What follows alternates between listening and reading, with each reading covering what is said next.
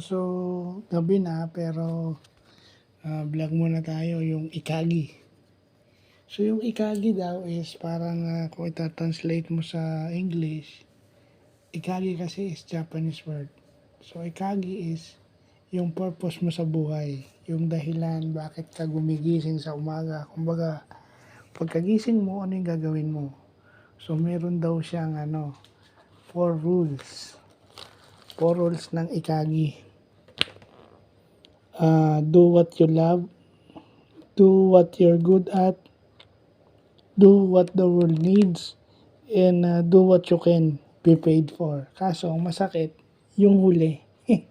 yung huli lang yung ating,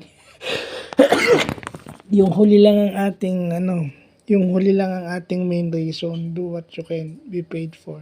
Laging may kapalit. Although sa real world practicality, kaya ka nga nagtatrabaho para kumita eh.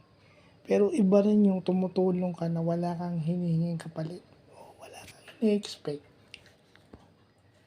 Kasi wala kang aabalahing tao. Di ba? Maganda rin na ang ginagawa mo lang is yung 3. Kahit wala na yung pang-4. Kasi kung doon ka sa pang-4 magpo-focus, ang dami-dami mong makakaaway na tao. So, hindi ko sinasabing wag gawin yung ika-4, yung do what you can be paid for. Kasama yan eh. Kaso masakit, doon tayo nakapokus sa salitang be paid for. Imbis do what you can. Diba? To help. Kasi wala naman tao na hindi kailangan ng tulong. Diba? Maganda rin na ginagawa mo yung gusto mo pag gumigising ka. Ginagawa mo kung saan ka magaling. Ginagawa mo kung ano yung kailangan ng mundo.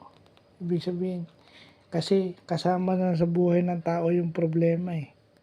May kakapusan ng mundo. Hindi lahat abundant sa mundo. May problema. May kulang. So sana, yun. Human resource o psychology, di ba? Bakit ka gumigising sa umaga? So, yun lang po.